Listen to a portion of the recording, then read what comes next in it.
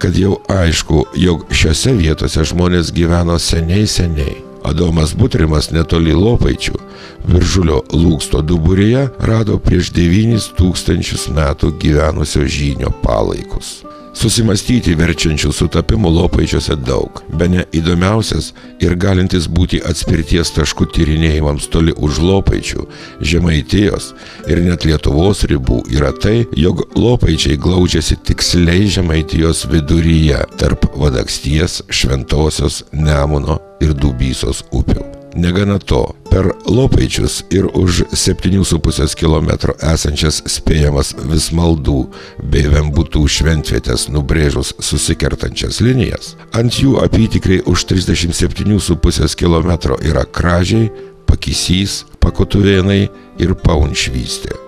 Už 75 km Petkūniškiai, Užpirdžiai, Būtingė ir Laižuva. O už 7,5 km be Vembutų ir Vismaldų Kentrakalnis ir Eidininkai. Aplankius šias iki šiol mažai žinomas ar visai istorijai nežinomas vietas ryškėja spėjimas, jog jose yra pagoniška kultūra menančių pėdsakų. Ąžuolų giraitė, degintini kapai, žmogaus rankų prisilietimus menantis, gal apeigoms naudoti akmenys. O žemėlapyje ryškėja kuri tinklų vadinama, iki šiol tik teorijoje egzistuojanti lygiašonius rombus sudaranti linijų sistema. Anot Bavarijos medicinos bioklimatologijos tyrimo instituto direktoriaus daktaro Kuri, tokia, kokia rodo Žemės energetinės linijas ir jų susikirtimuose esančius ypatingus energetinius taškus. Vėl sutapimas. Gal sutapimas ir tai, kad tokia pat yra ir Kuri, ir nuo Lopaičių pradėto brėžti linijų tinklo kryptis. Iš šiaurės vakarų į pietryčius, o pietvakarių šiaurės rytų linija nuo šiaurės pietų magnetinės Žemės ašies yra pakrypusi tiek pat, kiek ir pasvirusi planeta. Vos už 15 km nuo Lopaičių Butrimo rastos Donkalnio žynio kapavietės amžius 9000 metų.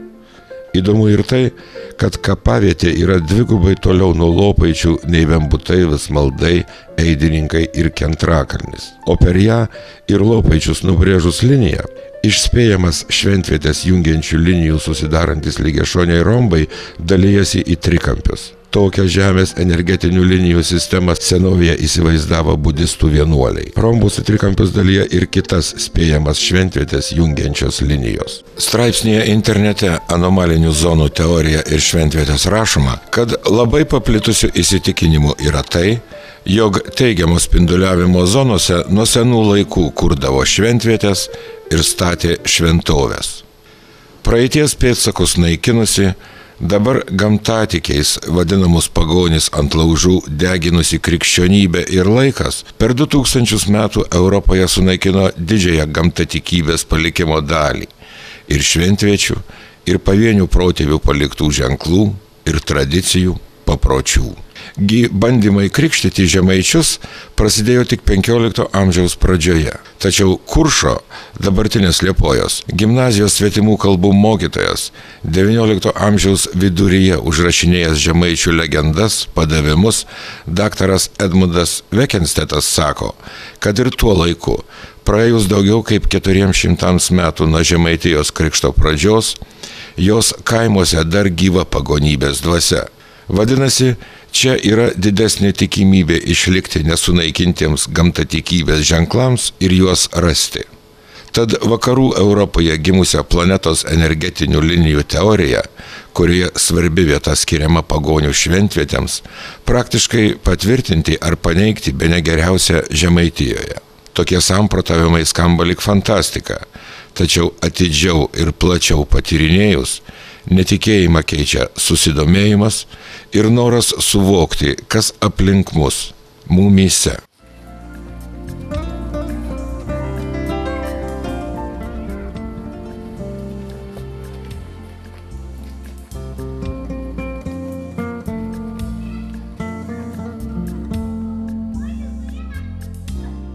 Už 7,5 km į pietryčius nuo Lopaičių yra vėlgi daug ginčų keliantis Vembutų piliakalnis. Prie jo esančią kalvą Alkos muziejaus Telšiuose direktorius Stasys Kasparavičius vadina Vykinto miestu ir randa argumentų savo nuomonei apginti. Tai ir archeologiniai radiniai, ir akmuo su spėjamu iškaltų žmogaus, gal didžiojo žemaičių kunigaikščio Vykinto portretu, ir plika akimi matomi dirbtiniai žemės reljefo pakeitimai. Anot Kasparavičiaus, čia galėjęs būti Vykinto miestas yra ir puikioje strateginėje padėtyje. Nuo kalvos turėjo matytis ant daugelio aplinkinių piliakalnių uždegtų laužų dūmai, pranešimai apie pavojų. Iš Vykinto miesto juos pasiekti kariams reikėjo vos vienos dienos.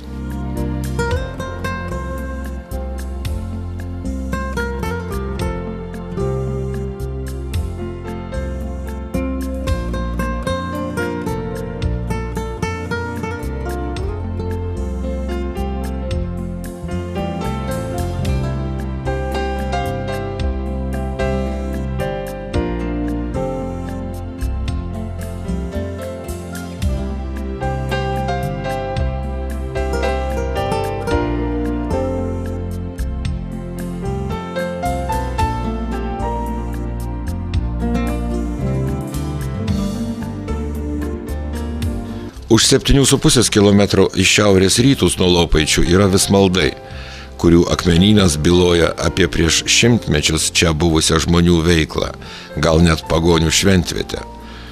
Toks manymas stiprėja dėl to, kad pastaruoju metu čia randama tokios pat formos kaip Lopaičiuose ir kitose spėjamose šventvietėse aptiktų akmenų.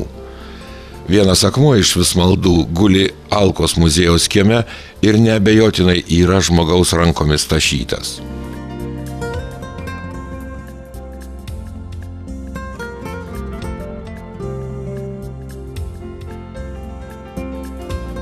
Už 7,5 km į šiaurės vakarus nuo Lopaičių yra Laurinaičių miškas, kuriame ant Daubulio upelio kranto miške kėpso pavieniai ir krūsnimis akmenys.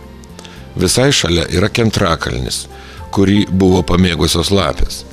Medžiotojai jas pjudė šunimis, kasė iš po žemės, šaudė, tačiau olų gausybė rodo, kad nepaisydamos pavojaus, lapės kūrėsi čia. Lyg kažkokia žmogui nejaučiama energija jas traukė į šitą vietą. Be to, Kentrakalnį puikiai žinantis Tverų girininkijos girininkas Jonas Rekašius mano, kad jis gali būti nenatūralios kilmės, mat jo šlaitai pernelyg statūs.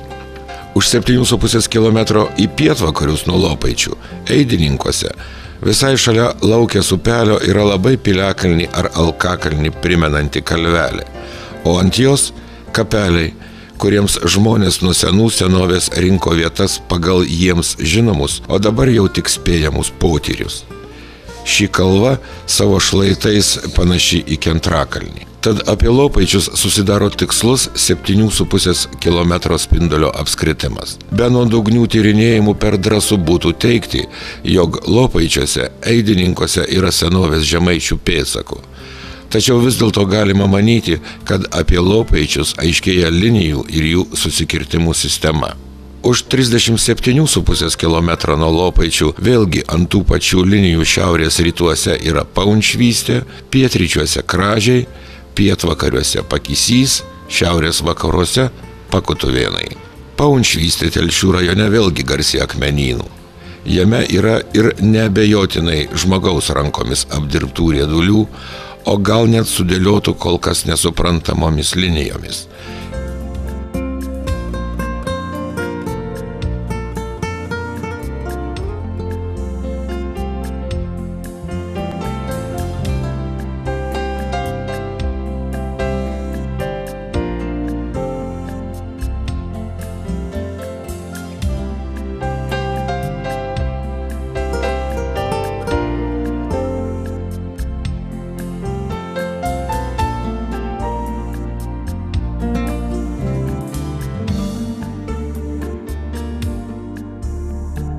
Yra ir šventą vietą žyminti koplyčią. O nuo kalvos viršūnės į šiaurę matosi Latvijos miškai, į pietus Šatrija. Tokias tolumas retai kur pamatysi net Žemaitijoje.